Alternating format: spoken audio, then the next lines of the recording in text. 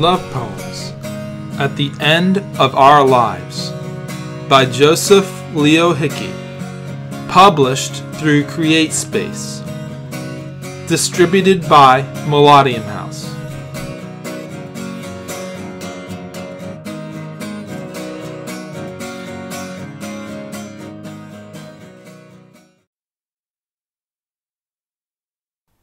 A feeling of sadness and longing that is not akin to pain, and resembles sorrow only as the mist resembles the rain.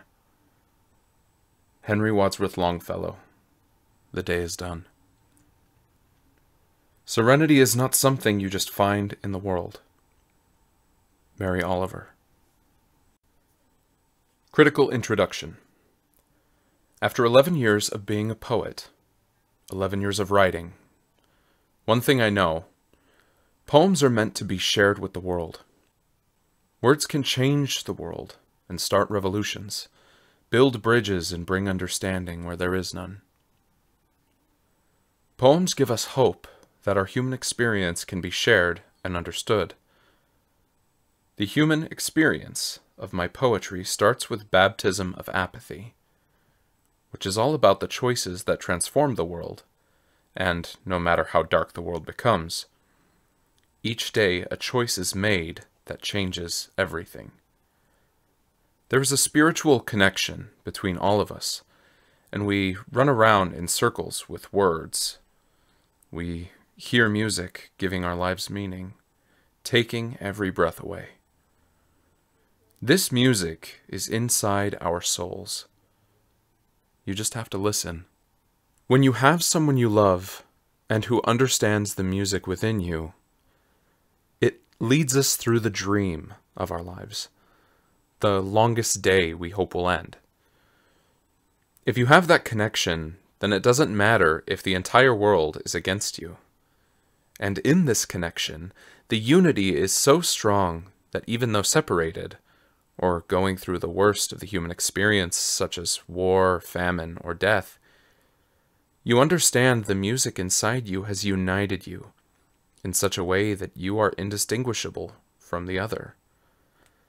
One voice fading into the other, you know that her insides are beautiful, and that there are oceans of value inside each of your souls. With this unity, you realize that there is no time to waste, and life, though fleeting, is the greatest miracle, the one gift you cannot afford to waste. When you're alive, you want to do everything you can to change the world, because when you're dead, you will not be an element of change. The only thing to do is realize your death is coming, cultivate love toward everyone you can, and live your life. With this appreciation, you wonder what your last will and testament will be at the end of your life. And in this testament, you realize that it is love that keeps our cells together. That this life needs to be lived as if there is no resurrection, no reincarnation. And as your life continues, you realize that poetry is the music that unites all of us, and that the words repeated back to you all rhyme with the lonely part of your heart. These words we hear are the love poems at the end of our lives.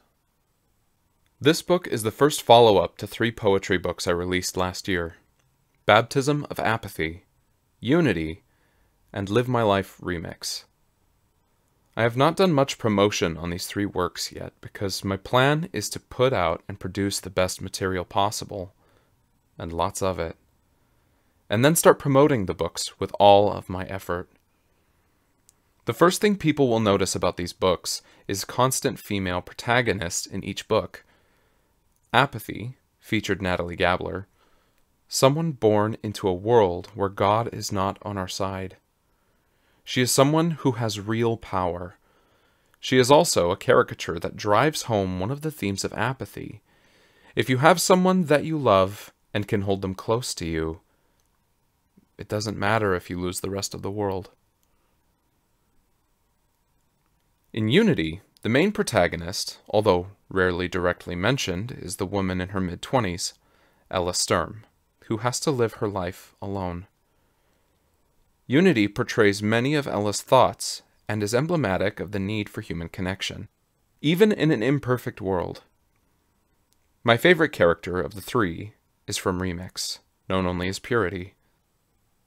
She is a very powerful character who is reincarnated into a new body to atone for the mistakes of her past life, and she more than makes up for it by transforming a totalitarian state via the religion she founds based on charity and her writings and self-sacrifice when she was burned alive by the totalitarian state she was trying to destroy. The main protagonist of this book is a younger 18-year-old woman named Serenity. As usual, the details about this character are vague, because I want to focus on strength of emotion rather than the details that do not invoke emotion. Serenity, like Purity, also sacrifices herself, and gives her life so that others may live, although in a more realistic way than the character of Purity. Readers will notice many similarities between the themes of my various books. Despite the similarities, each depiction of a specific theme has a slightly or vastly different emphasis. Many of these poems come from the Instagram account I used under the pen name Thorold Stone. I originally decided to create this Instagram as an experiment to get a feeling for what it was like to write poems and have true anonymity. The main theme of this book is time, and how everything eventually decays as time goes on, and how characters deal with this realization. There is often, in our lives, a time when we realize that we don't have the words to deal with the pain or loneliness we are going through. This is exemplified in the poem, Hey, in dating apps. Serenity, although she has many weaknesses, was a strong character, who through her death becomes a legend. Many of the things that would be said about her after her death would be false. She was not as good a person as people would remember her. Few people knew the real Serenity. She was a rebel, a punk rock poet, leader at heart, and someone struggling from an extreme form of bipolar disorder, filled with emotions that were spilling out of her because nothing could possibly contain them.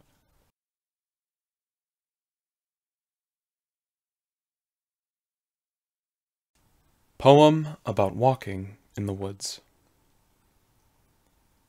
The movie about Robert Frost, before he was famous. Frost sent a poem to a magazine and got rejected. When he was famous, the magazine asked him to write them a poem. Spoiler, he sent them the same poem. Whenever I read your words, I hear you speaking in your own voice. And I am in the woods reading the PDF you sent me last night. Something about unity and how every voice fades into the other. How our emotions unite us. There's something you've been trying to tell me. You have given up on religion, forgotten about God, lost faith in any book. There's not even a vague hope for finding a heaven now. There's just nothing. It's better to be burned alive than to be the one doing the burning. And the things that gave you peace are detestable to you now. You think about the person you were before, and you realize that every tree that grows toward the sky was meant to reach for it. Like we were meant to reach out for love. And you think about Walt Whitman, Robert Frost, Mary Oliver, and a few others, and you read their works. And no one will read your words or hear them. No one will pay attention for one moment. More things have failed us than our faith. I admire the fact that you told your spiritual father, before cutting him out of your life, that he had become like the Dark Lord, and you had become like Kylo Ren. Except you said, for you, there would be no face reveal, because you knew that you had become ugly, both inside and out. There was a quote from a textbook in my MSM program, and it's the only thing I remember clearly. When you don't have knowledge of something, our minds usually fill in the blanks with negative information. And we don't need religion to burn each other alive. But it doesn't help. It doesn't help that we've imbibed this cult mentality, that anyone who disagrees with us is evil, or when we imbibe inconsistency in our hearts. I think a little bit of you has rubbed off on me. I've started writing too. I've started doubting things. I've started believing that a false hope is better than a dark hope. I want everyone to feel good. I've been walking in the cold, and I think about my feet rubbing against the ground. How we all need some conflict. How we all need someone else to understand us and to call friend.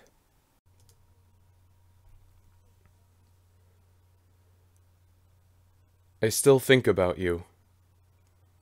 To travel the world and experience the people and see the happiness in poverty, I choose to forget you, but I cannot destroy you in my mind.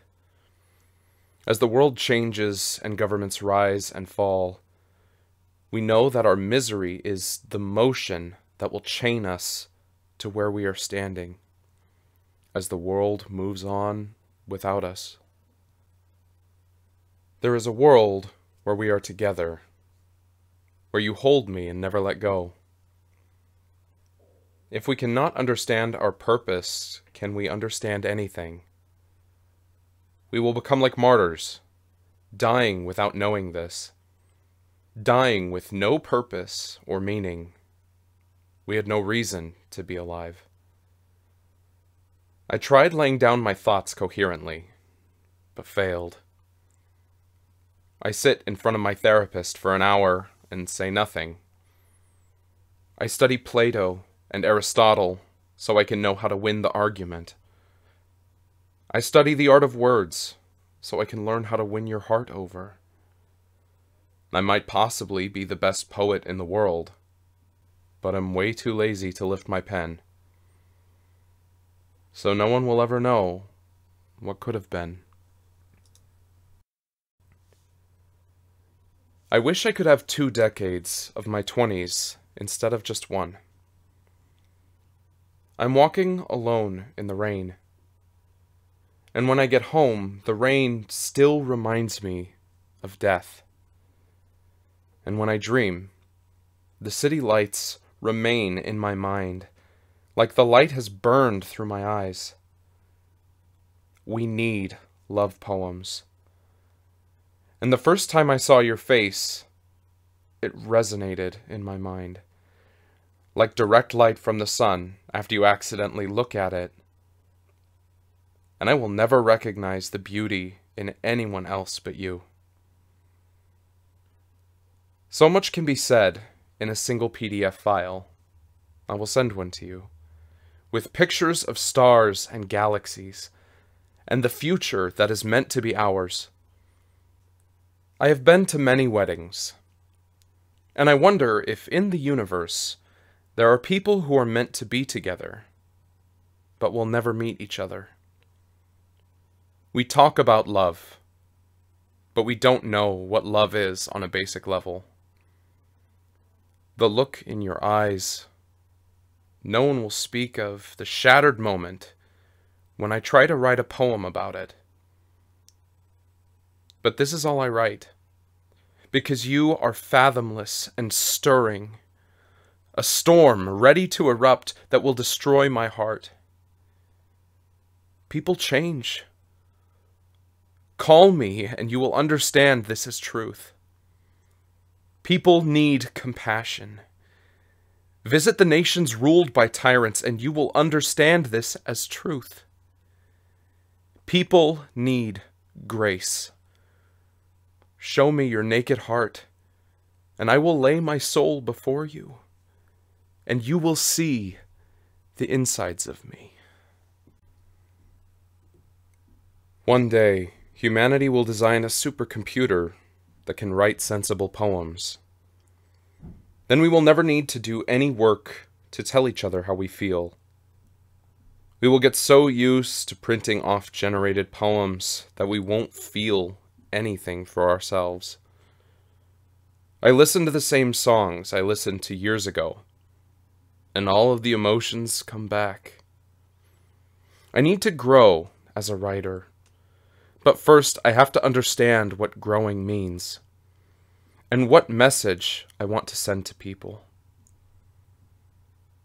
The poems of the girl who died resonate in my mind, like the heat of the Florida summer when I am now living in Newfoundland, Canada.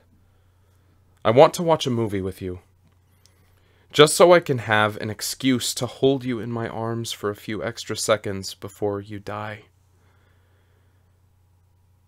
Why do I have such a hard time believing that we cannot live forever? If the world is against you, then I am against the world. I write simple poems because we are all simple people, and we understand simple art, because the misery we feel is also simple, albeit overwhelming and relentless. The Unemployed Writer. I spend all day in my room, wishing you would like the same music I do, just so we can share the same emotions. Sometimes I am afraid of not having anything to say to anyone ever again. My next book will be blank pages, the truest poetry, and you can fill them in with your imagination. You will fill these pages with negative details about me because you haven't met me and you do not love me. Some say writing is good if you have a good cause or topic to write about. Some say writing is good if you are skilled at the craft. Some say writing is good if it pays the bills. All of these foolish answers are wrong. Writing is good when you are here with me in this moment, listening to me, the only one in the room. If one person hears, I know I am successful, and will not have to work another day in my life for satisfaction. I once heard someone say, love is a privilege that can be taken away. But to that, I say it isn't love if it goes away. My writing is getting worse and not better with every sentence I write. There are browser extensions that can block all the sad news. You still believe in me, even when I stop writing. Poem about walking in the woods, Part 2. I'm walking alone in the woods on the day after it rained. Puddles and mud everywhere. And someone painted a swastika on my neighbor's mailbox. I don't understand why people love death more than life. But I am in love with life, because there is so much to explore, so much to feel. I hear the rustling of the water, the rustling of the leaves in the wind, the sound my feet make when they touch the wet dirt. I will record everything I do each day, and lose the files when my hard drive crashes and lose the memories of my past. I heard someone say, because there is no reincarnation and no resurrection, you can never do anything you are doing now ever again. And I think that is the best way to live. Some roads are so empty, and when you walk through them, you know you will go to a hotel room that night and sleep in a state you've never been in before. And as you travel across the country, you know your words are what people will hear, although only a few people will hear them. I've started writing poems by speaking instead of typing or writing by hand. I think it's better this way. It's almost like a conversation with people I will never meet and never hear any replies from. And now my youth is gone. But I will write poems about what it's like to be young, because when you close your eyes and think you're young, it's almost as if you are young. Words have the power to destroy life. Too many use their words without thinking first. Very simple advice, but think before committing yourself to your actions. I am walking underneath the bridge, hearing the airplane fly overhead, remembering the time when I used to be on flights in the clouds far above everyone. I had that anxiety because I didn't know how flight works, and I was so scared that any moment I could lose my life. I admit my fear was irrational. I saw online that Islamic extremists had killed numerous people again. And I am still not afraid of my life being taken away. Although if I lived in many other countries, I would not feel safe. Walking with you. I remember us walking together and enjoying being in your company. But because of a miscommunication over text, the next day you misunderstood every word I said, and we never talked again. Disconnection. I wish emotions had a direct connection with what is actually going on in my life. And I will spend the rest of my days helping those in poverty in countries I would never visit otherwise. Serenity stands by the train tracks, wondering about her future, and the first thing that comes to her mind is the fact that she read an article in a psychology magazine that said people often have a random thought that comes into their head when they stand near a train, and that thought tells them to jump onto the tracks, and for a few seconds of misery, she would then feel nothing afterwards. Nothing at all. Because that thought came into her mind too, and she didn't know where it came from, or why she could not control her subconscious. But this book is not about suicidal thoughts or death. It's about love poems. Let's hear some poems written by her. The first thing she said was that thoughts and ideas are hard to express, because there are only so many ways you can express the same idea in a different way, because all she thinks about is the same thing every day: how nothing happened. It's easy to master the skill of talking about nothing. She will lace her writings with a metaphor here and there, mashing two words together that don't belong together, making bold statements, but it doesn't matter what she said. All that matters is why she said it. And when you walk alone in the cold and there's no one to welcome you, you will feel the same emotions every day, but get worse and worse at expressing them, until you close in on yourself so much that your heart starts constricting on itself, pulling and breaking, until you will lose your mind, or worse. And all you hear are songs remembering there is something to celebrate, and worth it. And I am in the basement writing this, hearing the radio that my father left on, songs he doesn't listen to, and songs I will never care about. But they remind me of the past. I don't care about them because I want to forget the past and let it die. Now, what you came here for were Serenity's poems, and I promise I will get to that. But first I must tell you what you don't know about her. She was damaged inside and out, just a little bit worse than me. But because she was strong, she would never think about hurting herself or suicide.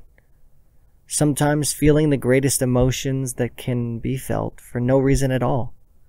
Pure ecstatic joy. And the worst kind of fear and anxiety.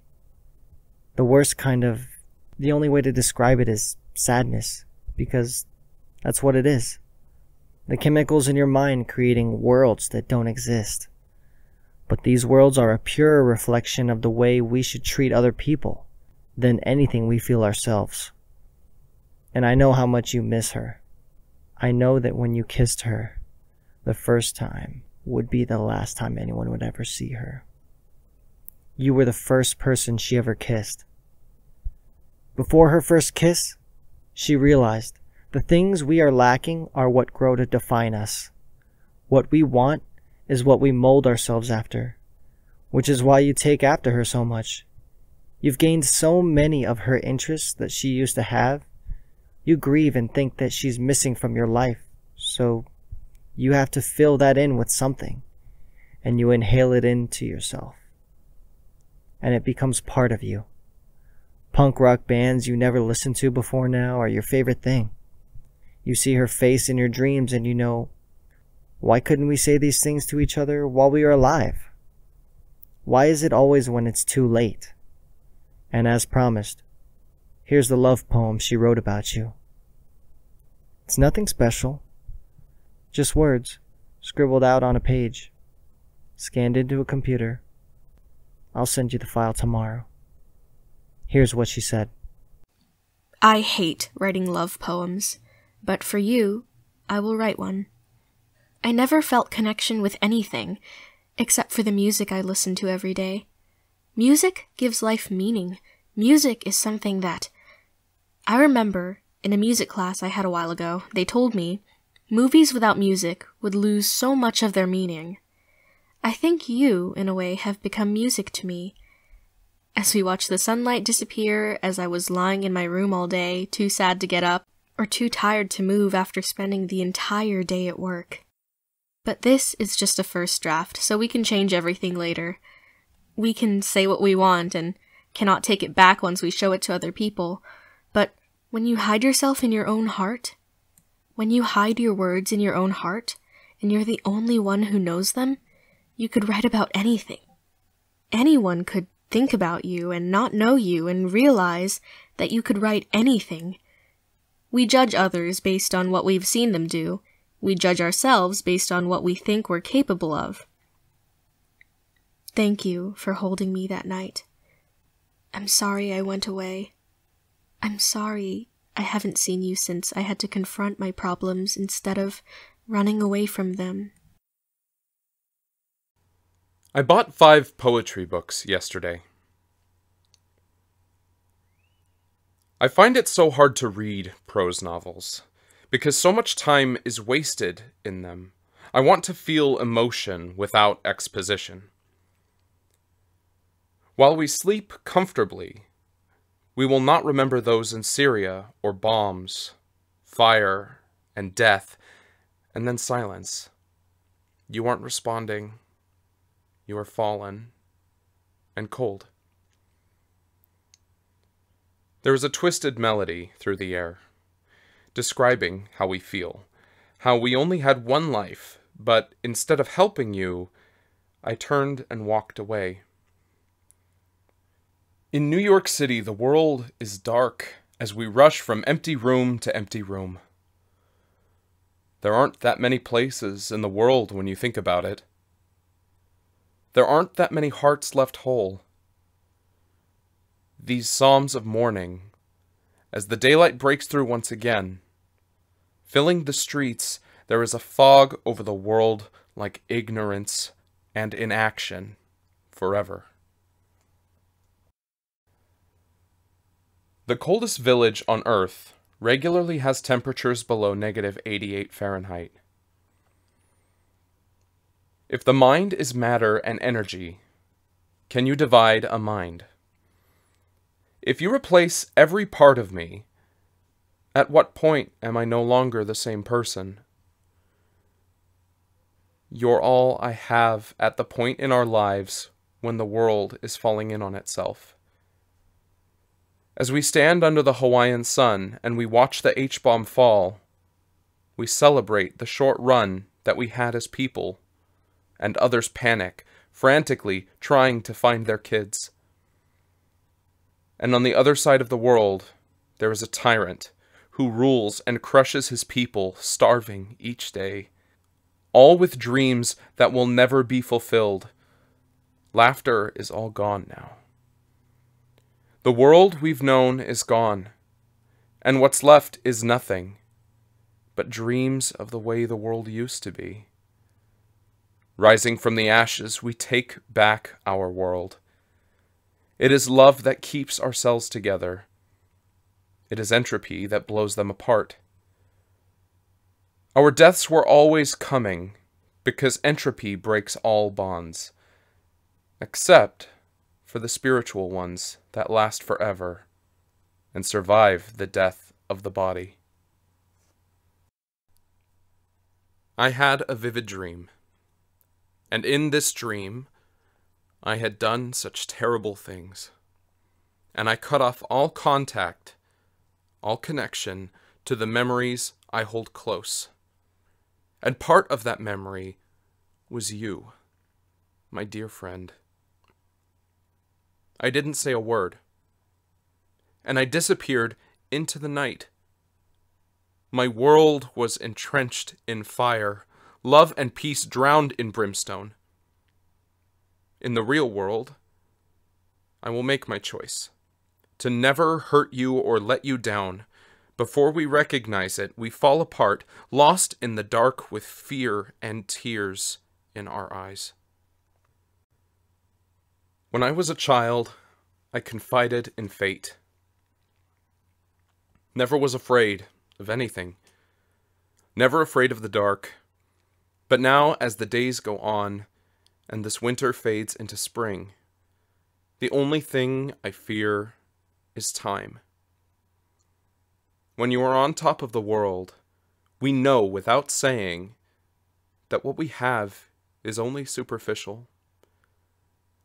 The only spiritual truth is the passing hours clawing down on who you are, changing you in ways you never thought you could. I am afraid of seeing the future, and I don't want anyone to feel misery.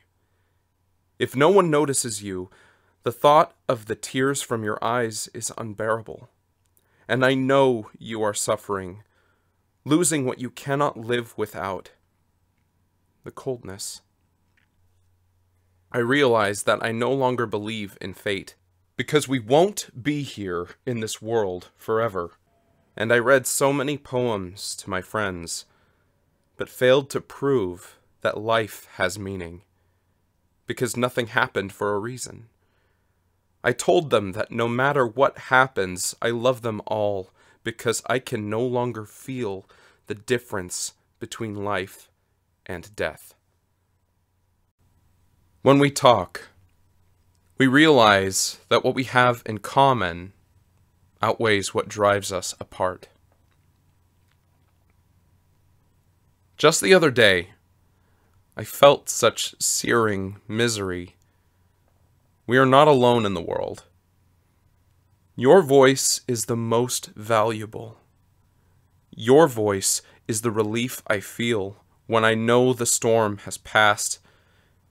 Imagine a world where all connection is severed, where I never hear your voice, where you are left alone in the dark.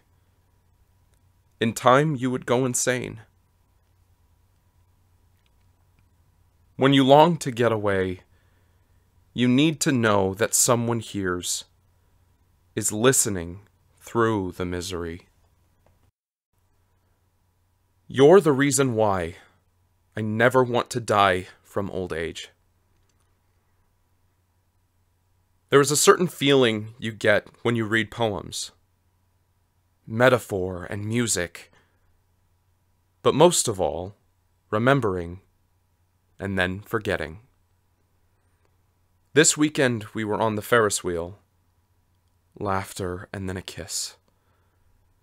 And death will greet us when anger comes. When we forget that lives can be destroyed. I forget the details of how we met. Like a story we all should remember. We all need someone to text us in the middle of the day. Hey, what are you doing? We all need someone to be there when the bombs come crashing down. Or when we are homeless with no place to go. And I will sit in front of a computer screen for 3 hours doing volunteer work at a hospital. And I will kiss you in your car in my driveway. And it is so hard for either of us to let go. But those who do not love you do not understand you. Pills will dull your senses and make you not know what is real or true or full of life. Faith. I believe in nothing that I cannot feel. I feel you and I believe in you. I believe in you and I love you. I love you and I experience you. I experience you and I save you from the storm. I save you from the storm. And I make the world disappear. And when the world disappears, I will recreate it for you. Show me the world beyond your dreams. I will feel it, and we will both experience joy. Hope. You have grief inside your soul. I have death in mine. You have tears that drown the soil and bring new life that grows. This life will overflow the planet and spread a message of love and compassion, and not one of cutting your family out of your life forever. One in which there is peace and not religion, joy and not hardship, labor and payment as well, recognition for what you've been toiling. I want to live in a world with you, a world where there is balance. Charity. It's okay. I wouldn't be here if I didn't love you. Now, kiss me. I feel as if nothing can destroy what we have together. I said, if I had any money, I would give it all away. And no one in the room believed me. Because of how quickly money corrupts your heart, and I still do not believe how quickly each year is passing. But I still feel like I could give everything I have away. I don't need much to live. I don't need much to thrive. I don't need much to face my own death. It's difficult to leave you. When the night is setting in, and I have to go home. It's difficult to remember the most important parts of our lives, because too much of routine becomes mundane. And then we forget about what we wanted our futures to be when we were kids. We are falling from grace. We are inside, hiding from the storm. I've kissed you. I've loved you. I've been afraid of you walking away. You said you're not going anywhere. I wish I understood my own human nature. I wish I could be closer to you. Because I can't get close enough.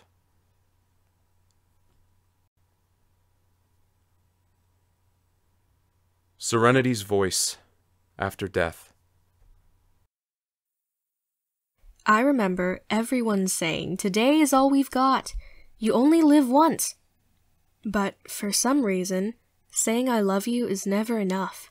There has to be some other kind of metaphor attached to it to even get the point across or to express it fully. Because people use simple language and they say I love you. However, none of those words convey exactly what they're feeling. Maybe to touch hands is enough. Something about skin touching skin. Our minds are so separated and in different spheres. You never knew what I was thinking. And you never will know exactly what I'm feeling, now that I've passed away.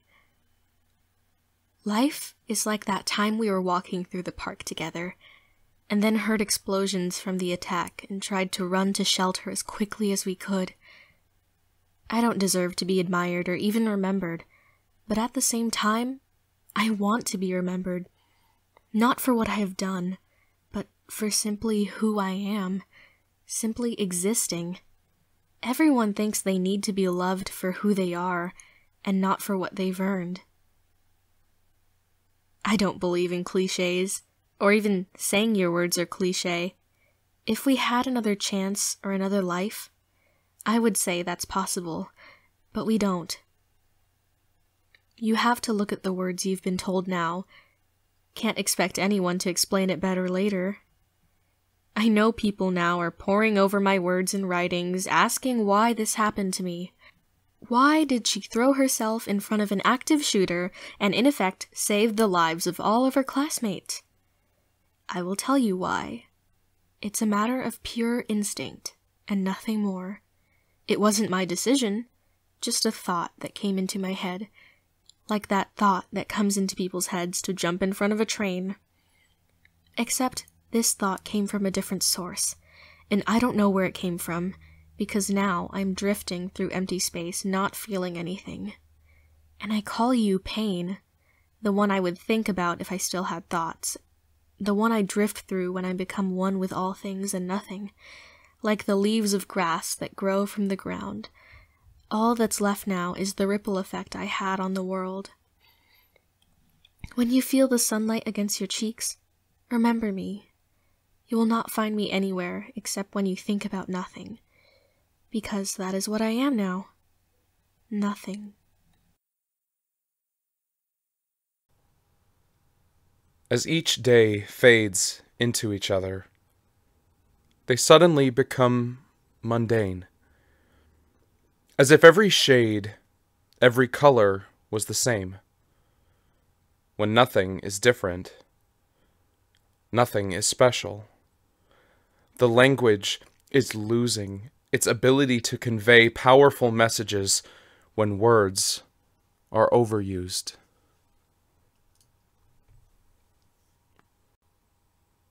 The dream I had, in which I'm walking through the woods, but I'm with you.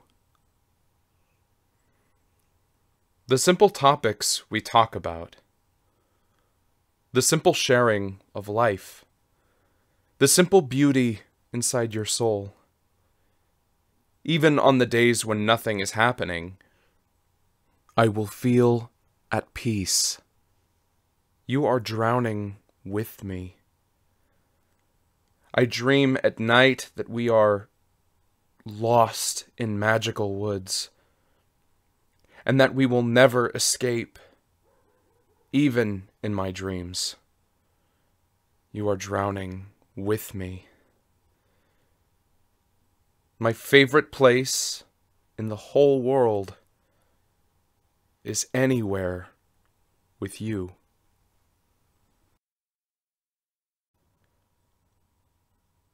You took my hand and taught me to let go. The adrenaline will fade. Years go on when war is separating me from you. I will have many things to say to you, no one to share them with. I forget them all. Each day's memory will fade into the other. The sunlight drifts into my apartment. My heart is boiling. I read on the news today that after the explosion, you lay motionless on the concrete. The city still moves without you. If we stop moving, we suddenly freeze to death. I will say cliché things, what I miss about you. Soon, I will forget you forever, because there is no resurrection, no reincarnation, no way to undo whatever is done. I never could understand the truth inside you. It's eternity we're falling into. What will it take to convince you we're not all right? The city looming, the extent of our disconnection rivals how much we need someone to listen. So much potential, but we lost it all ripped. Poems, all broken hearts, living healthy lives, but cannot breathe. You said you'd never do this. You swore. At the hospital again, writing poems about my ruminations. Our histories will be forgotten, but not yet. Your memory consisting of running through these nameless streets. I read Serenity's poems. The girl who died. She was bipolar, and I am too. She didn't hear anyone welcome her. Chilled to the bone, in these hallways, my connection with her words, as powerful as the winter of our lives. She could not feel the spirit of joy moving. She was a poet, and I do not blame her.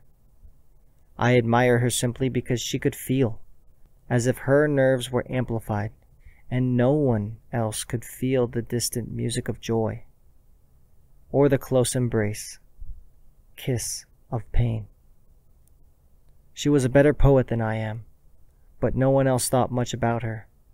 She faded into obscurity. We could have been close friends. As the leaves of autumn fell, the world would slowly grow colder. She did not realize that seasons pass with time.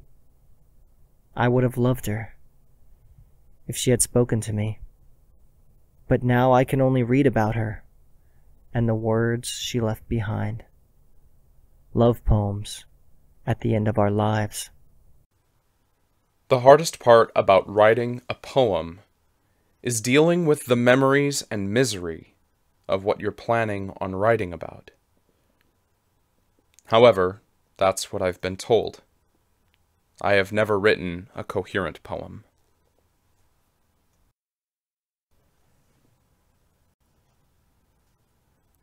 Feelings. I step into the shower and feel the warm water, noticing that warmth always feels the same, no matter where you are in the world. I have used the same shower for years, and it makes me think about how I left an imprint from my mind in singular moments in time during my life, thinking this will never change, and thinking that each moment will not pass away, that I can stand here and feel warm forever. But I have changed more than the water has, more than the warmth has that I feel against my skin. And the misery has not changed either. And I cannot step out because it feels cold outside. And when I lie down in my bed all day, I feel the chemicals in my brain, pure sadness for no reason, as if my feelings were totally disconnected from what is happening to me. Poems. I write them. And I'm not sure if I should write. As if I wasn't feeling the grief I am feeling. I will say goodbye to expression for the rest of my life. I look in the mirror. I feel weak, too broken to understand myself. It's not a sin to use profanity. It's a sin to feel nothing at all. If we cared about poetry as much as we cared about video games, we would unravel the twist in our hearts. Here we are again, staring at a blank page, injured by apathy, unable to fight in the battlefield of words, on the internet, or in a public place on the street corner. However, the city would arrest you before you speak your mind. Caring about other people is contagious. It shouldn't be so hard to get up and give what you don't have. I want to spend the rest of my days homeless. But I will be the only one working at the soup kitchen. I don't understand why no one else is here, feeding these starving people. Insane. I went crazy 2 summers ago. There is only so much time you can stare at 4 walls and hallucinate that your phone is ringing. But when you get up to pick up, you are only dreaming. And then you are weeping. Love poem. You want to understand her. You want her to listen. And that is the first and last step in finding true love. There is a song by the band, Balancing the Different, called If You Fall. And I listened to it 5 times today. If everyone rejects you, you will die from starvation or lack of medical care much sooner than you will die of a broken heart. Sometimes words come to me, and I don't know if I am the one writing them. I never understood psychology, or how the subconscious brain works. Your subconscious dictates more than you know. There is only an illusion of agency. I am not responsible for anything my ancestors did. I am afraid of driving. However, I am much more afraid of writing, although I do it every day. I am forgetting how to use proper grammar, and it is scaring me. If I believed in God, I would pray for you every day. I have ambition to become someone I am not. I will believe in a form of spirituality that does not seem possible, just because it is better to have hope in a miracle. I'm the one at the Amy Shark concert, holding up a sign saying, "Play London Lights." My favorite songs by her are all the ones her label decided weren't a good representation of her from before she was famous. So they just pretend like they never happened. You were so mean to me, and I don't understand how that's possible. I feel as if the words were ripped out of my lungs, and I will never speak again. Comments I saw some people agree with online. If anyone is convicted of being gay, they should be emasculated. Back in the day, execution by burning is how you dealt with notorious heretics. You tell me that God is love. But what you really want is submission of mind and control. I am too depressed to care that you want to oppress people who have no voices. So I go to my room and lock the door, and hope you will never find me. I do not speak for fear of being burned alive, and I can't be blamed for that. Sometimes it's necessary to use strong language, because otherwise, you won't ever listen. I need your attention now. Poetry is nothing but rhetoric, but the only kind that resonates with me personally. We should all write poems with hidden meanings, so we can discover more things about the depths of each other's souls each and every day. I haven't recovered from high school yet. Have you noticed? One day I wrote a story for class that students said wasn't a story. They all started saying mean things to me because it had no conflict. I then wrote a story about my experience the same day, and sent it in the next class and received a passing grade. We need a poem to change our minds, and to help us learn to resist what is imposed on us. The world is cold on the street, and I understand now why we are alone. We are running out of words. This could be the end of the world. Stay awake with me and look at the stars at night. It will be beautiful. It will be special. If the world is against you, then I am against the world. So many promises that were never kept, but stay here through thick and thin with me. The world is quiet at night. In the morning the noise will be inescapable. In these moments when we are alone, remember to hold on to me. I stand up on stage and read my poetry. Poems about poems are the best ones I have read.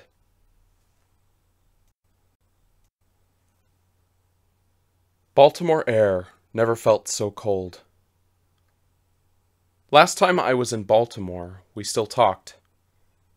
You moved out like the floor was moved out from under me while I was trying to stand. There is a small part of me that believes there is nothing to write about. I want to explore the world, but I can't get out of Maryland. So I walk the streets and close my eyes, the same as if I was walking the streets of Oslo or Toronto. I will never tell the difference. I hope you still remember my poems. You're still asleep.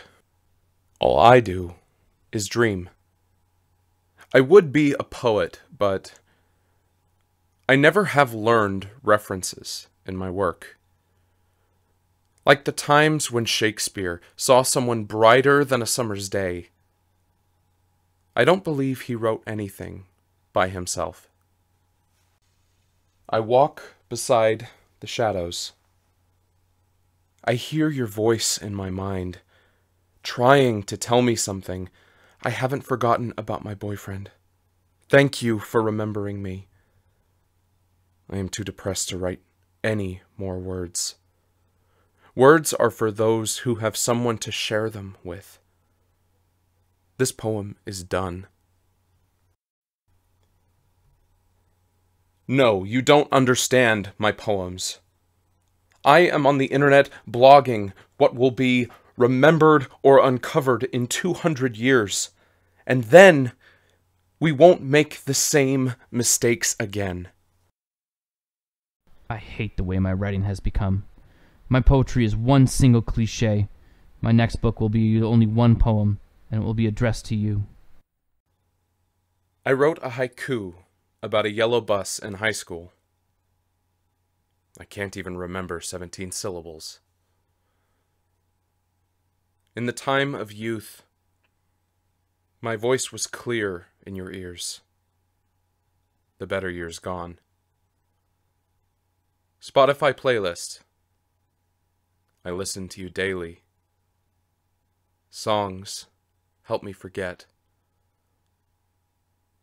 All the poems I read, you misinterpret, that's clear.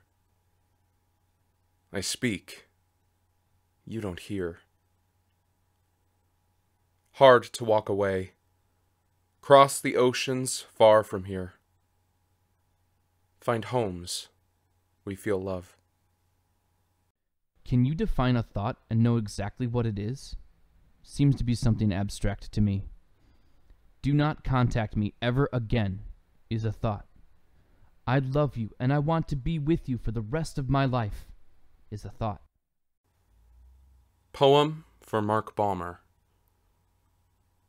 I wish I had your experiences, but I rarely leave my house. Was not brave enough to share any of my work, and stayed home doing nothing. And then I died without making a difference in the world. I am in a hurry to get my work done, and that's what I've been told. I rush through everything I do, because everything I do is so boring, because I am sleepwalking through my life. Yesterday, I ran outside for 90 minutes. At work, they told me that I am fast but efficient. I am getting better at rushing things. I am getting better at fast-forwarding through my life. Soon, I will be 26. And I want people to remember that I took my time and absorbed the world, and did the opposite of every decision I am making now, but for some reason I cannot change what I am doing, and am not happy with myself. I want to make YouTube videos, but don't want to show my face. I want to be remembered not for who I am, but for what I've done and the lives I've touched. My story is yours and not mine. Music moves me every day, and I listen to more music than poems or any other kind of book, because the world is boring without melody and surprise. The last sonnet I will ever write, because I hate rhyming. If you would think first before hanging up, I would have someone to listen here. I know that words are never good enough. We say the same things. Nothing is clear. The breeze against my skin, the same each day. We forget where we are, where we should go. A poem to tell you why I run away. Soon we forget people we used to know. When this life passes and the days are gone, we will not remember any of this. There will be no way to undo the wrong. Remember, time brings us into the abyss. I will always hold on to my charity. Anything you want, I give to you freely. The average person spends 25 years of their life asleep. If I die before I turn 35, I want you to read my poems at my funeral. The breeze low against your naked skin. Can you feel the words fail to come? Our bodies together, the sheets between. Can you hear the passion of 1,000 worlds and every song? You wish you could describe this moment, but you cannot. If you could, we wouldn't need to speak at all. We would have the fulfillment we needed already. You are a dream. You are a phantasm, but the clearest one. You are seeping out of my nightmares. You will never see inside my soul. I spend all day in my room, dreaming about the things I have done in my past. The best days of my life are gone.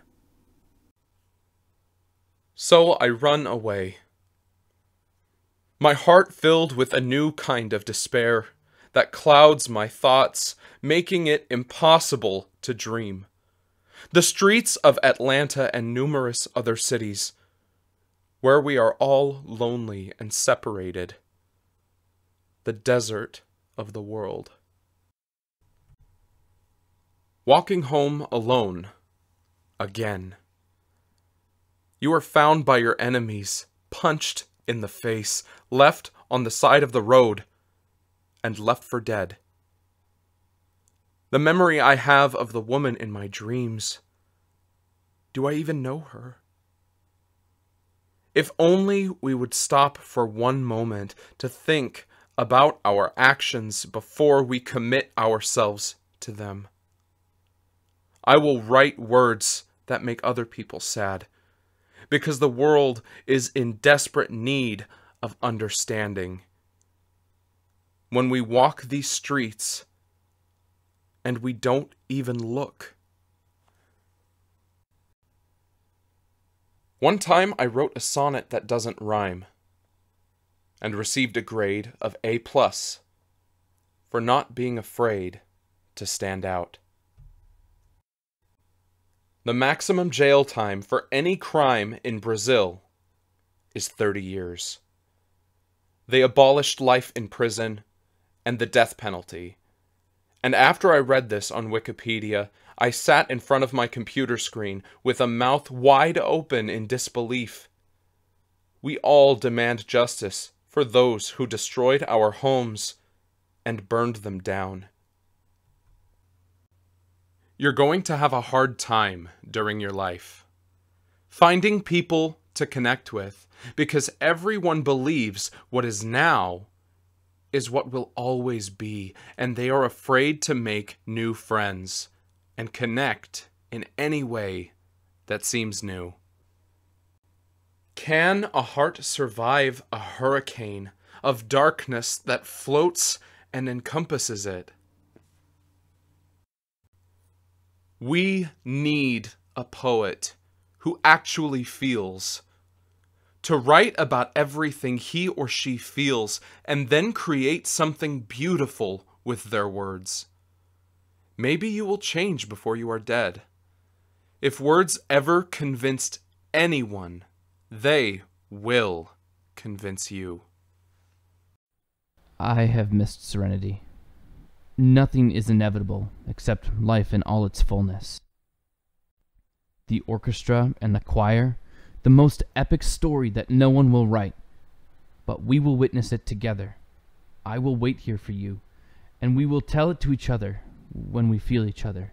The drum beat at the rock concert, I forget what band was playing, but the songs were anthemic, and the memory, though vague, reminds me that there once was a time when I was alive. Yes, I'm gone now. I passed away several years ago, and I see you. I've been in this state for ages, watching, waiting, less than a phantasm, more than a myth or a legend. If I knew what words were anymore, I would call what I'm feeling pain. But I will never feel and call it pain again. If I call anything pain, I think you should be the person I call pain. Pain of the thing I felt before, but now lost and cannot replace. There are no words to describe what I lost, except for thing, because any other descriptive word would fail to encroach it. If I had hatred and invective, I think it would be towards nothing, because I do not have time to think, no time to think about anything. But the thing I lost but cannot replace. If I was drowning, I do not believe there would be an ocean large enough for me to drown in. Not one you can reach physically, but there is one inside your heart, and I don't know why I keep saying I love you, but it's what happens when I lose you and can't replace you. You are the avenue of eternity, and I will never get back to where I started. There was once a time when I wrote a book and typed the words out for hours during the night, and then sent you the PDF the next day. One day, I stopped feeling. One day, I stopped loving. One day I was drowning in the flood of darkness from my own soul. One day you stopped believing in me. One day you left me and never came back to me. One day you found religion and said that God told you to never talk to me. One day you divorced me and I was still holding on to your memory. One day you stopped feeling and loving too. One day you decided I was a hopeless cause. One day depression started controlling my life. One day I took up drinking. One day I lost all faith in God. I could write essentially the same poem every time I write a poem, slanted in different ways. Last night, I dreamed that I could still find you and that you were still alive. Today, my life dragged on forward, pulled me through the dirt, bashed my head against the rocks until I begged life to stop. And when I escaped life, I was bleeding and bruised all over. Some poets use very few words, and I admire that. Some poets use many big words, and I don't hold it against them. Neither is more skilled than the other. The one who feels more is more skilled than the other. Even if you cannot communicate it, what is locked inside you is the greater poem, even if no one but you knows about it. The light that shines through the dark forest, where no one is looking while I am waiting for someone to take notice. I will spend the rest of my days inside, writing poems, new words that no one has read before, but will resonate in your mind until the end of the world. In our age, our happiness fades because we cannot understand aging, why your smile fades. I do not have any time to reminisce, because there are so many skills I need to learn. I miss the days when the music wasn't stale. I miss the days when my jokes had meaning. I miss the days when balance was integral to us. I miss the days when you were here. The new day comes, and then the day after that. Hey, in dating apps, when you have so much to say, but no way to say it. You are the song I play on repeat. You are the personality that is lacking from those around me, the joy they should have, but are too drowned out to notice. I fear the moment when we have many words but do not speak, and after years go by, we think we hate each other because of false assumptions. I could write a poem about how there are no words on the page.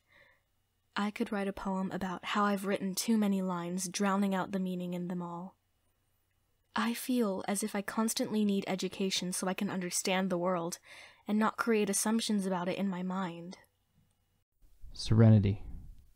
You are the woman I think about whenever I think about women.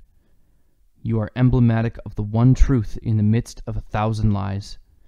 You are a pill that cures cancer, but you are unfortunately coated in poison. We want freedom. I dig all your movements. I dig your longing and emotions. We need to feel more than a spiritual connection. I crave the days when we will belong to each other. The honey on your lips, the cure for the poison in the air. The cure for the dreadful atmosphere of our nation. You could save the world if you understand you are beautiful. Someone worth living for. You are my anthem. You are the one I hold in the rain, as we become one with the rainfall and love each other in every season. These are the love poems we wrote at the end of our lives. One day when I was a child, I was lost in the woods, and I thought I'd never find my way home again. Broken bones and bleeding parts. I won't write another love poem when we are afraid that it might be our last moments alive. When the record finishes playing, but we've fallen asleep in each other's arms and can't change the music. Purgatory. And when we are dead, we will find ourselves lost for several million decades. And during this time, we follow the lives of the people we hurt and feel all the things they feel. We laugh nervously after grieving. I wish the English language had the capacity to convey exact emotions instead of relative emotions. We need words for the different flavors of grief and multiplicative tastes of joy. The exultation we feel all of them at once. If we all woke up with amnesia, we could start over. We'd forget our hatred, step back and say, "Why are we doing this?" Poem I wrote at a coffee shop. Last night I went to a bar, and I sat there alone for 15 minutes. Memories of when you hung up on me, when I needed help. I will wake up in the beds of women I will never see again, and I will never give my heart to any of them. I have faith in nothing. I imagine a world in which kindness replaces every act of invectiveness, in which you say, "I will never break your heart." I order more drinks than I should. Let's take the Bible and delete all the words that have no resonance within our souls. I take a sip of Corona and start crossing out words. I hear your voice. I will always answer when you call. We'll pick each other up when we fall. A beer in one hand and a Douai Reims in the other. I arrive at a new epiphany. Genesis. In heaven and earth, light was above the morning. It was living and moving. Every image of the woman. There is life, a living soul, pleasure of evil and death. Adam brought his wife, the voice of paradise, with labor and toil, thorns and thistles. In the sweat of his wife Eve, knowing good, and also live forever, a flaming life. Gifts shall be received. I have this book, the birth of years, which the Lord hath cursed. The spirit shall not remain forever. The wickedness of heart, but grace before the end of all flesh. The waters, wherein is the life, enter into every flood. Nights went shut, wind upon the earth, the window of having waited days upon the altar. I will curse the imagination. Summer, flesh, shall be destroyed for perpetual generations. The sky shall no more be spread over the whole earth after the flood. All his days were scattered abroad. The Lord will curse thee, and he built an altar. I know that you are beautiful. She will kill in the name of the Lord. We are family, separated from the Lord in the wilderness. They fled, went their way, dividing his substance and heaven and earth. The stars laid the sun, sleep fell upon him, buried his present time, made a covenant, perceiving herself afflicted. I face perpetual strangers. I said to her, Sarah, I cry and perish. I had left bed and shut the door, and abuse with blindness when it was morning. I found grace, and I cannot escape. The sun, looking behind her, turned into her, had not touched her. I suffered, exceedingly afraid. 1,000 pieces. He promised and fulfilled. Believe her voice. heard the voice of God, and hold to the kindness, stay here with you.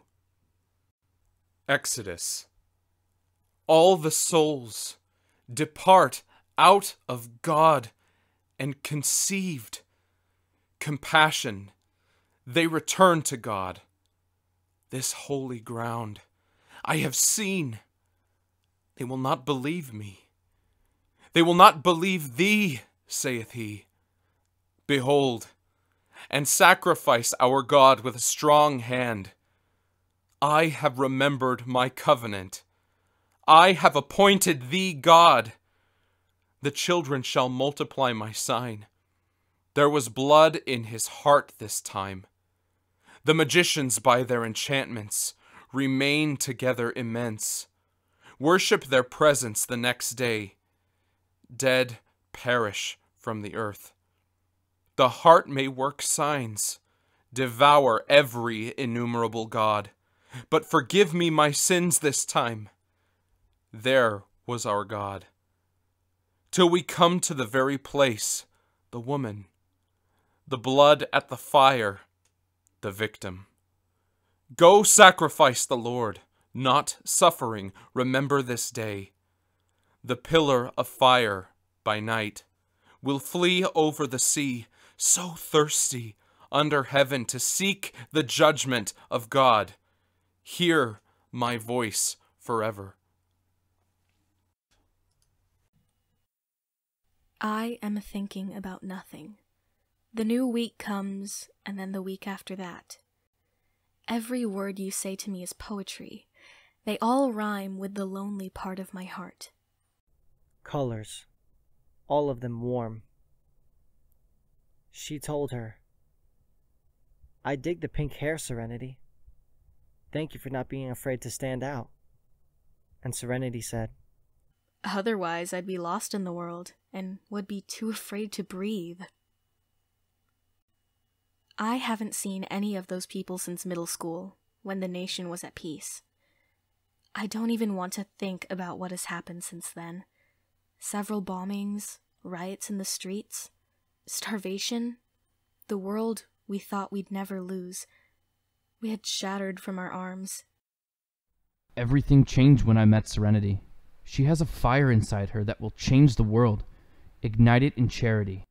We try to ignore the misery. My clothes are now blood-stained. Broken glass in the floor. The park we used to walk together in, now burned down. The new month comes, and then the month after that. Poems to be read when you are sad. Rummaging through the writings she published before she died, before she was shot 5 times in the head. I read words that will, unfortunately, always be obscure, because we cannot ask her. You broke my heart when you told me I would never be who I want to be. People read into the words of people they look up to. I want to learn as much about the world as I can, although I am young. I will never make assumptions. Anything can happen. Time can take me anywhere. I don't want to be remembered as the girl who was always obsessed with death. I don't want to be remembered for that book I wrote about how dark the world has grown, but rather for the life inside me. Natalie Gabler. Born into a cosmos where God is not on our side. A slight gust of wind against my skin reminds me of her touch. That even through the chaos, it's better to watch the world burn with you than to watch it burn alone. When no thoughts are coming to my mind, am I delusional? Am I frantic? Is anything real? Am I still alive? Once you make that initial connection and fall in love, everything should be unconditional. I want to move to Anchorage and take a vow of silence, never to speak to anyone again. But I will walk home in the cold and forget all of you, that you ever existed.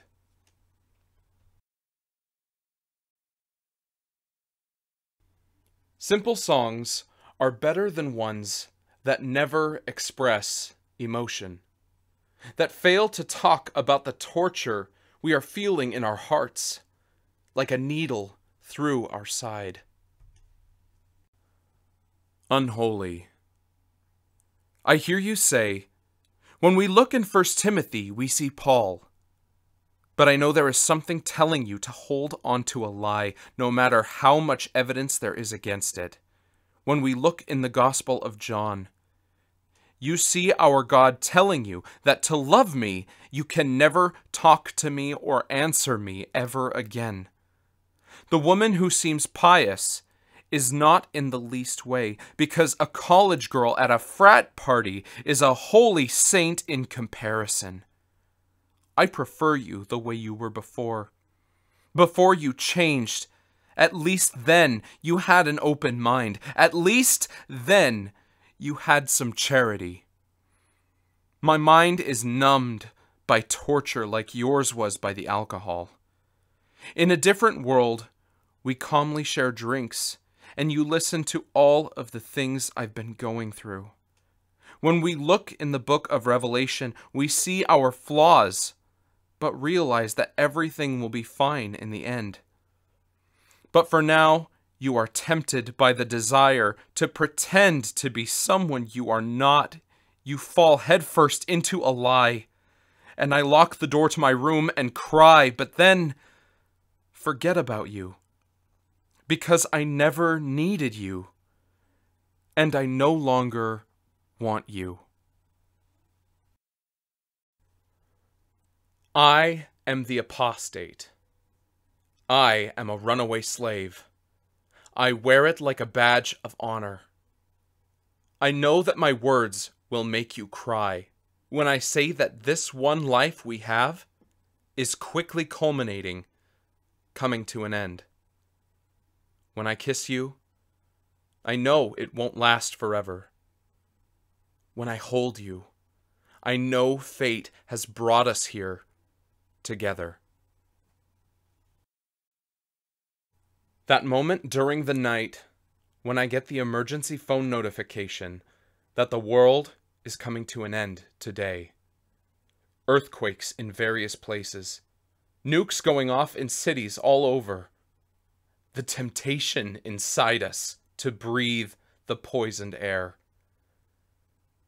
I can't remember if half the things that happened to me this year actually happened to me, or if they all happened in dreams.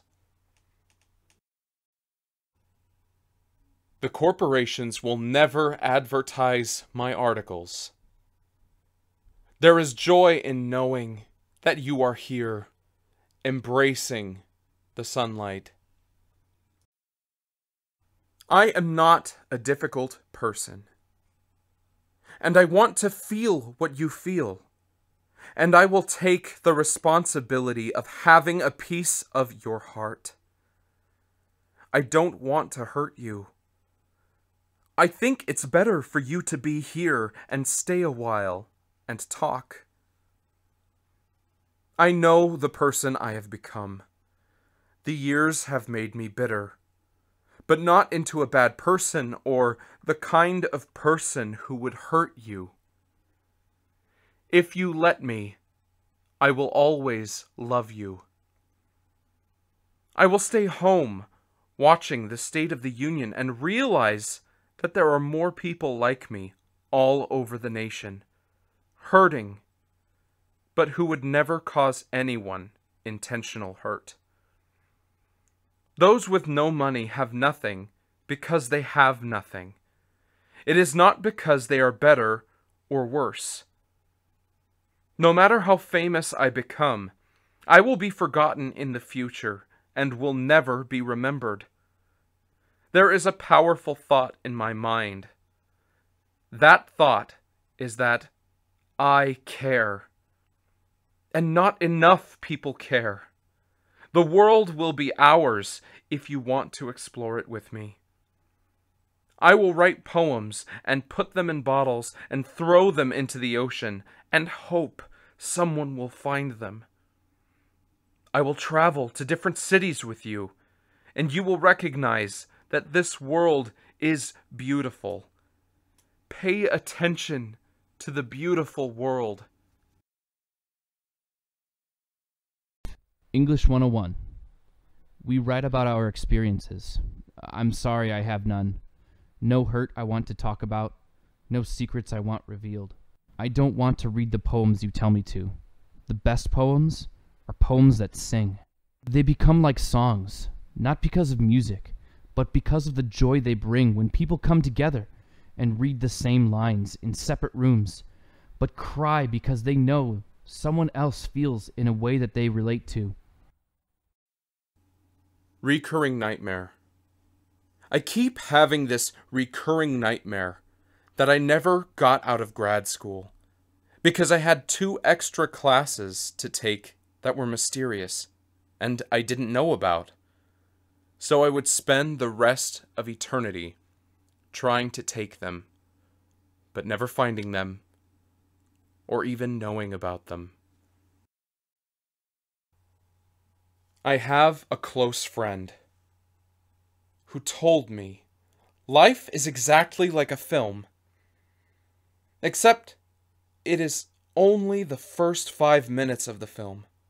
Before you know anything about the story, or where the characters are going to go, or what's going to happen, or who will die.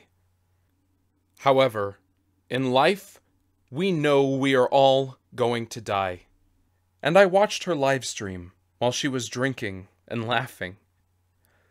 And then I watched another live stream from her, in which she was crying, bitterly weeping, thinking about death and the movie she had watched.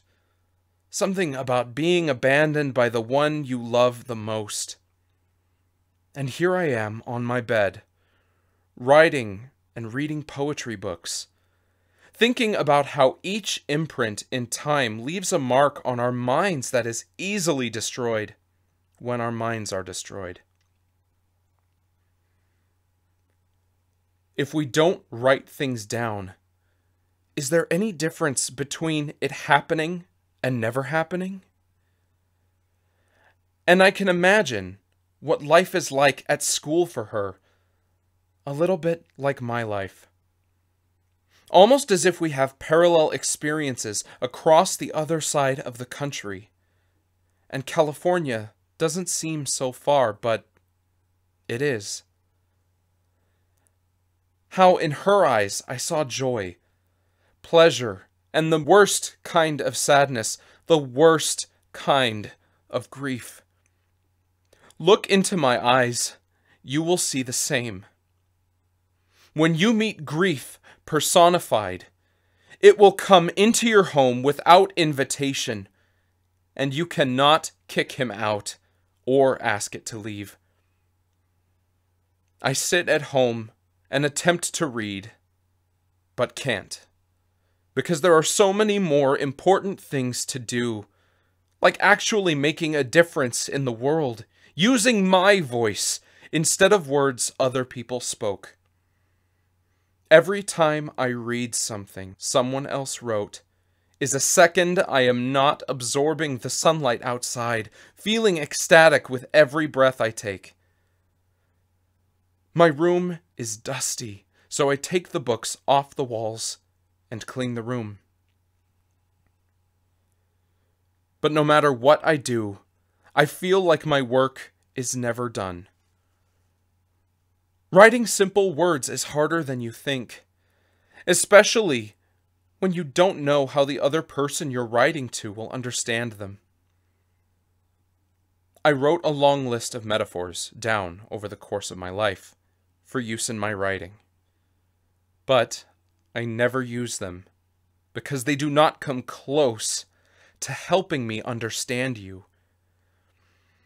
You wonder why I lost all my faith. My friend, I have more faith in you than I have in God. You are real, tangible.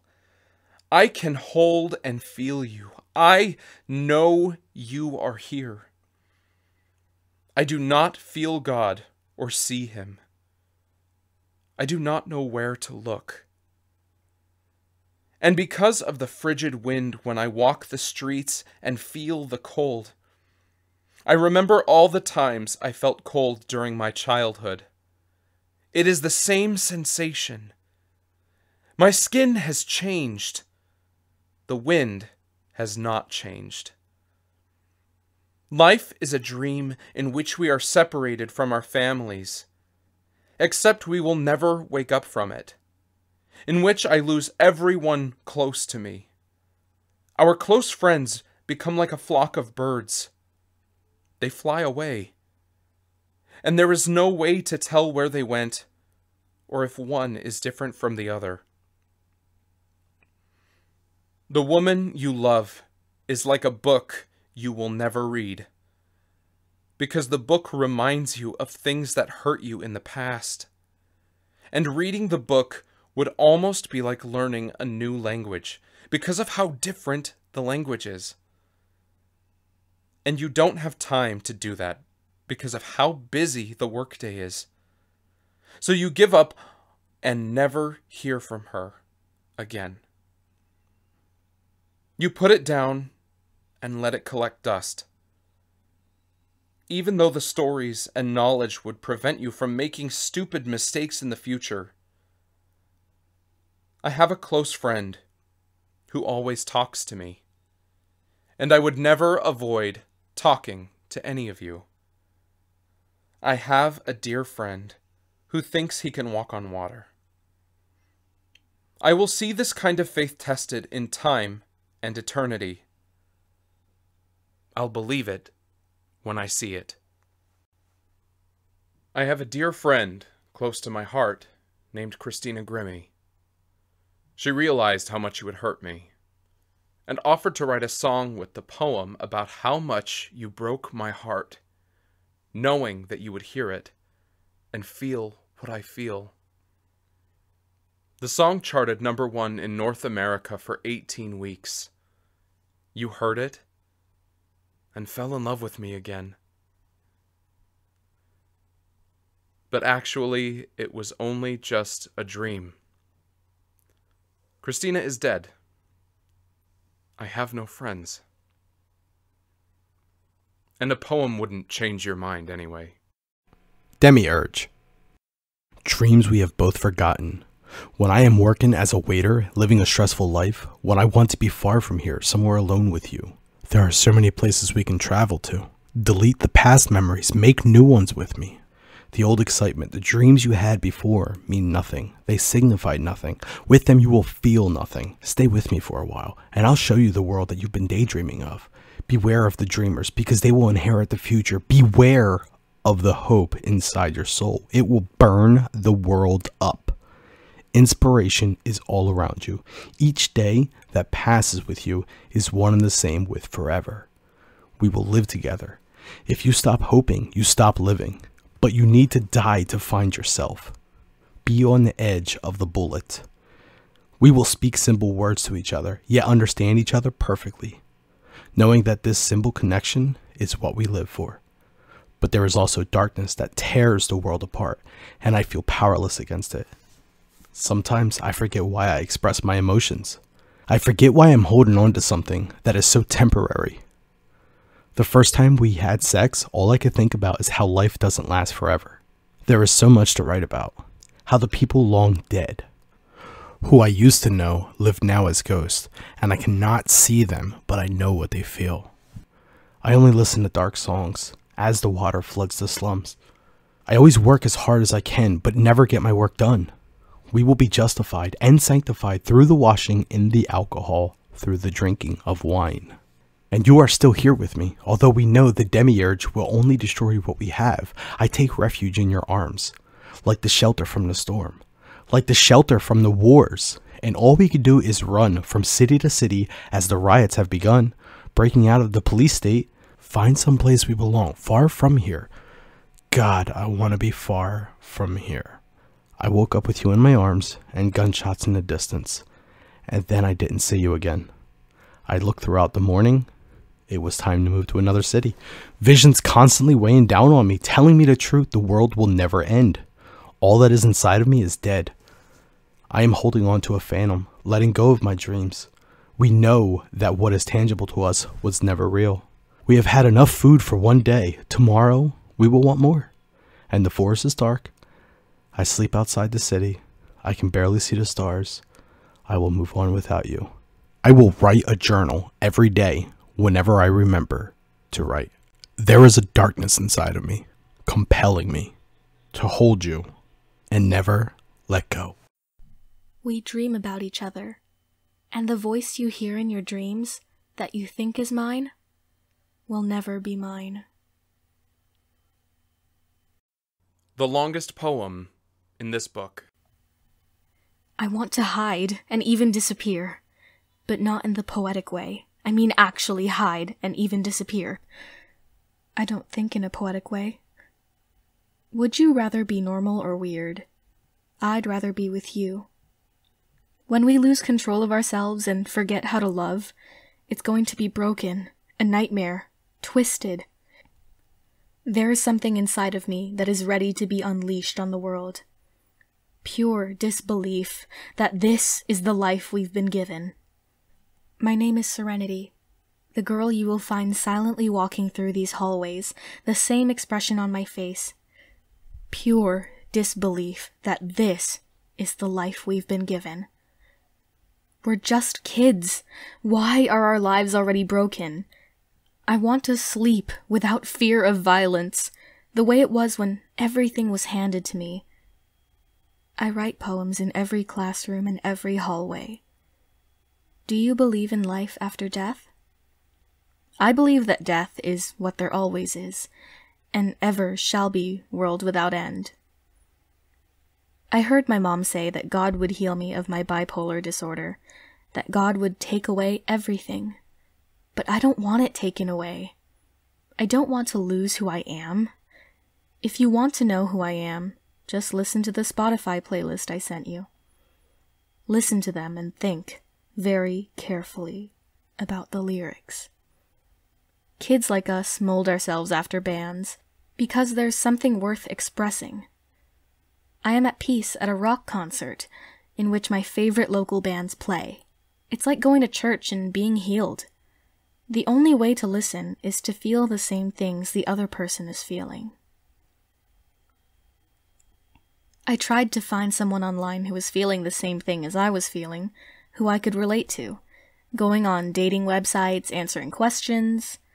It's always those people who just want to hook up for a moment, who just want to feel someone close against their skin. And I don't hold it against them at all. In fact, I would welcome that, but at the same time, I couldn't find anyone I wanted to talk to. And there's always thoughts about how we got to this point in existence. Every molecule came together. The friction and love brought us here. We can stand anywhere, look at the city skyline, and see the river, see the water, feel the wind against my skin, feeling almost at peace. However, you are not here with me. I have a feeling if I died tomorrow, I would miss you very much. Here's a list of 5 things I could never live without. I couldn't live without you here listening. And that leads to more than 5 things, which is my list.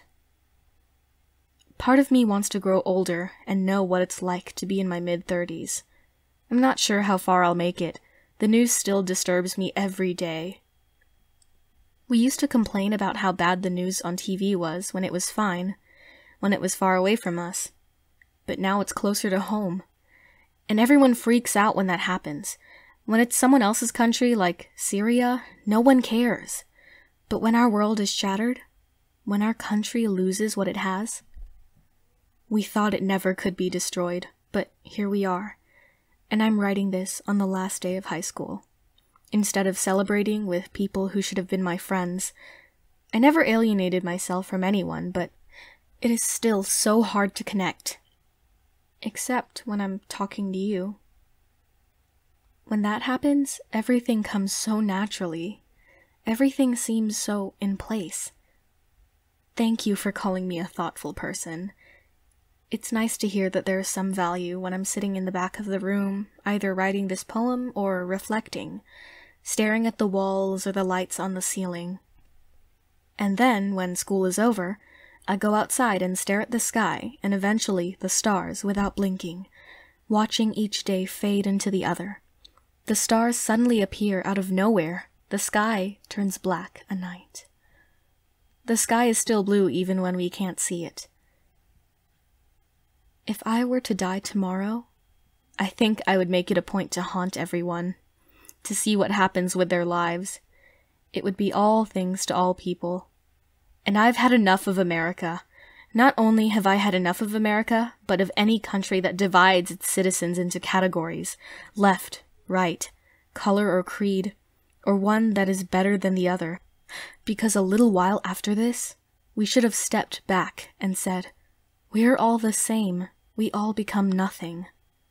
Why are we arguing?" At the convention, the presidential candidate makes a speech. In some ways, the president should be a representation of what the people feel as a whole. And I feel so many things at once that I could encapsulate all those people. And I'm very serious when I say this. A list of things I did today. I walked by numerous people in the hallways. My gaze was pushed down toward the floor. I remember trying to do my homework assignments, and I had a dream every night that when I get up, I'm forgetting to do something. But when I wake up, I still realize it's true.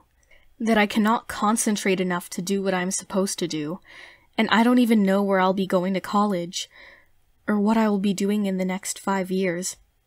But the question I ask is, why does it cost so much to be alive?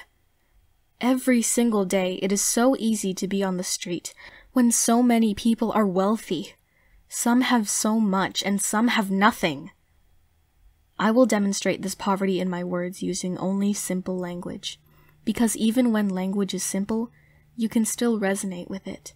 You can still inhale it into yourself and fill in the blanks with information from your own life.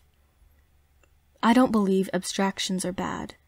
I believe abstractions are what keep us together, because we can all fit ourselves into those abstractions.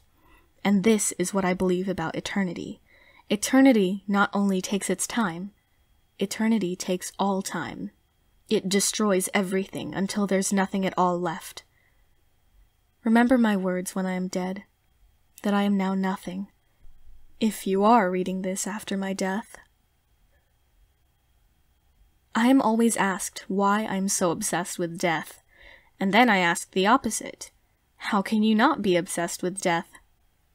How can you not think about death every minute of your life? That is the only way to live a full life, to realize that death is coming. And do I want to sit at a desk for the rest of my life and do mundane work at a mundane job? Because even the president told us, you're not going to make it as what you want to become. You're not going to become a musician or rapper or poet. Do not follow what you want to become. Never follow your dreams. After all, you just need a mundane job. And at night, you dream that you were doing what you wanted to do your entire life when you were younger, but that will never happen. And the thought comes into my mind again. It costs so much to be alive. And some people have so much, but they will never give any of it away. I'm not saying the government should take things from the rich and give to the poor. I'm saying, you who are rich, give to the poor. There once was a time when I went crazy, out of my mind, and was surprised the way the doctor treated me. How insulting she was. How she didn't care about my problems, but just wanted a check. I'm not kidding. She had me on all of the wrong drugs. She succeeded at nothing. But even through all of the strong emotions constricting and exploding, I don't even know what I want. I gave up on finding God a long time ago. I will write stories and poems about fictional characters who live in a more exciting time than me. Even during the Great Depression, people were still looking up instead of looking down at their phones. And we were better off then for that reason alone.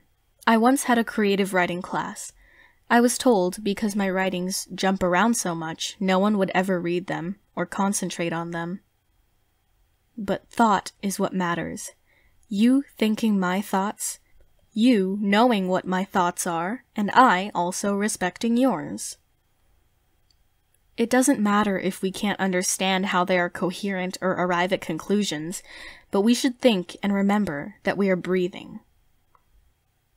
I think that when you are dead, you will be jealous of the ones who are breathing.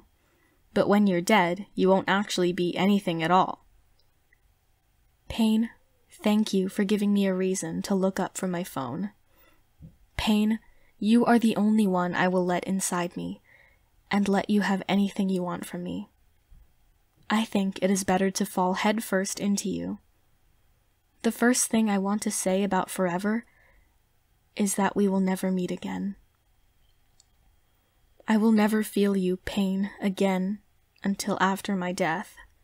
We will never talk again or sit on the curb and watch the cars go by.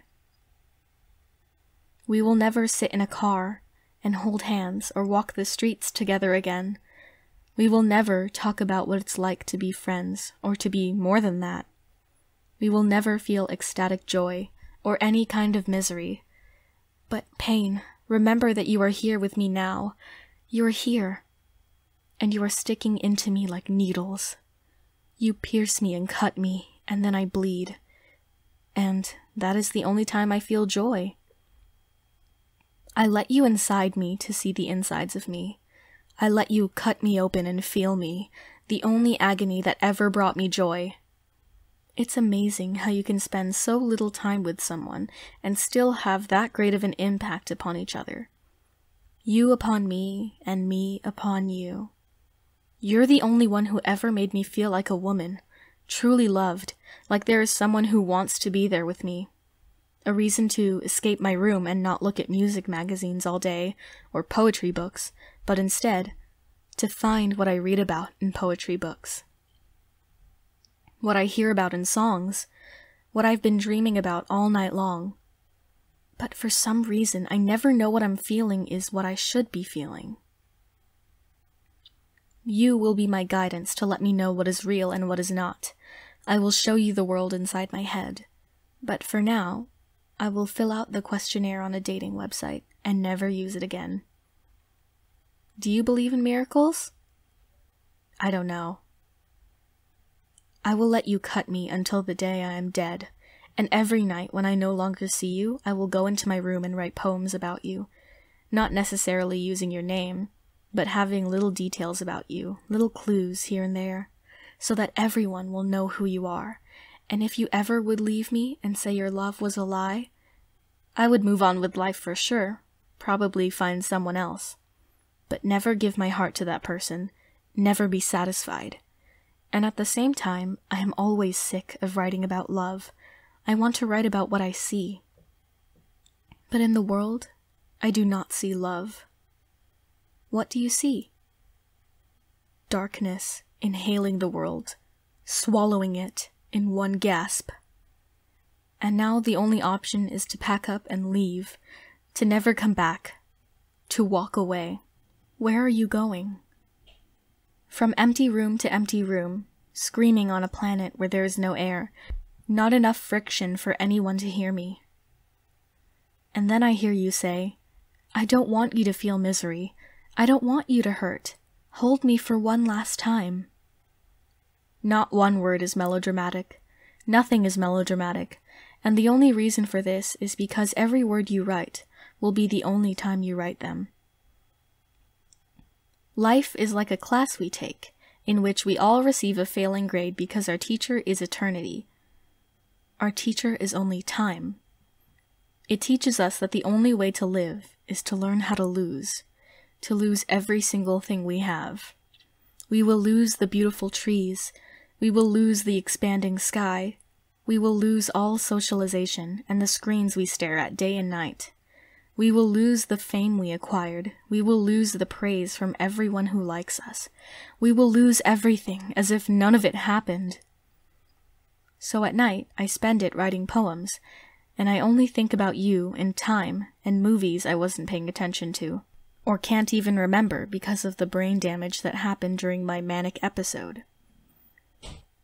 When life was flashing so fast that I don't even know how I got here. It's like I was just instantly there. Closed my eyes. Now I am here. Like when you're sitting at your computer screen one day, you close your eyes. For 1 minute you blink. 3 hours have passed. That is what life is like. You close your eyes. 20 years have passed. You close your eyes. 45 years have passed. You close your eyes and do not open them, because you no longer have eyes or a body. And have you read many books? Studied the information in them, without realizing that all your knowledge will soon be gone? Have you internalized that fact? If you have not internalized that fact, you have no reason to judge me. Internalize that fact first, and then judge me. It's amazing how when you close your eyes, you see the same thing you would be seeing if your eyes were closed in any other city or time in history, or in the arms of any other lover. Close your eyes and your imagination will take you places you never thought you could go. Like when I'm on the floor of my bedroom reading The Wise Man's Fear, thinking about different worlds and what it would be like for me to write my own book. But there is a sadness that comes over me, making me want to lie down in my bed and not get up for a few hours. I just stay there and don't move. When I go to work, I try to imagine economics in action, how we can afford to have so many things, but I don't believe it whenever someone explains to me how it works. We can produce food for years and years, and it is still sustainable. Why is there not enough food for all people? Why does it cost so much to be alive? Why is this planet not infinite? Why do we have today? So I lay back on my bed and close my eyes and think, if we were in any universe with any other laws of nature. When I close my eyes, I'm seeing the same thing, as if we lived in a universe where misery does not exist, where none of this happened. I'm starting to realize why I feel so much. I feel for everyone who lives, because when I see other people being bullied at school, there's nothing I can do to stop it, but I feel the same misery. And afterwards, you might find me walking through the city for a while. Several hours contemplating what the homeless are feeling there, staring at skyscrapers, wondering why the English language is never adequate to describe past events or even simple emotions. And I have a huge case of writer's block right now. I have a poem assigned for class tomorrow. I will simply write all my thoughts, realizing that if my thoughts are not good enough now, they will never be good enough, ever. Random disjointed thoughts are more valuable than the ones you think through later. Because these random thoughts you write scribbled on a page, or record your voice with your phone, are more valuable to me than the sonnets written by Shakespeare, more valuable than the most well-thought-out verse ever. The words you whispered to me on the phone late at night were more valuable to me than all of the poet's words. Your words were, I love you. Simple words, but true. More valuable than Dante's Divine Comedy, a true work of spiritual expression and controversy. But your words do not represent spiritual expression. Your words are spiritual expression itself. True connection rather than meditation.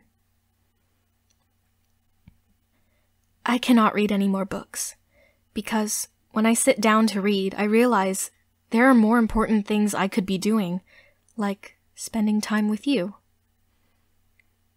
They say I'm quiet, but I have a lot to say. Another day will pass. I will walk alone again. I won't think carefully about my words before I commit to them, because I am exhausted of hearing that nothing happened. I will take pictures of everything I see and try to remember. I will stay up writing about what I saw and slowly fall asleep. And in the morning, I will regret what I was trying to do. So these words will be lost forever. And where do words go when they are lost forever? Is there something that defines everything that could have existed but does not? Is there a first principle that underlines everything so that even what never existed is conceptualized? Is there a place where the words are put together that no one could put together, words a supercomputer could not come up with, even if it tried to generate them for 1,000 generations? I am holding on to all of the memories I no longer remember. I hear someone say, "Do you have any regrets, Serenity?" I regret not sitting next to you and not finding out what is inside your soul, and not touching each part of it and falling in love with it. I remember the first time I expressed how I felt, the first time I told you about the needles sinking deep into my skin. Change is elusive. When you had compassion on me and said, "Do not weep." How do we deal with grief and fear? The only way to defeat it is to swim in it, as a sea, and then drown. All of these letters, just binary processed through the computer screen and then printed out on a page. I gave up on trying to find my own happiness a long time ago. I try to imagine what you are feeling right now. The new year comes, and the years follow after that one, and then there will be nothing. Just a scar without you saying anything to me ever again. When we are dead, nothing comes after that. The shortest poem in this book. You're wrong about eternity, Serenity. With you I feel no longer alone, fallen into the depths of peace. Joseph Leo Hickey lives in Virginia. He's the author of 8 other poetry books, including Baptism of Apathy, Unity, Leafy, The Last Poem, Purity Redeemed, The Penultimate Poems, Harmony, and The Revenant. He is currently 27 years old. His upcoming books are I Know Nothing But Miracles and Baptism of Apathy, volumes 2 through 14. His YouTube channel is All the Stars Are Dead. He can be reached at joseph@melodiumhouse.com.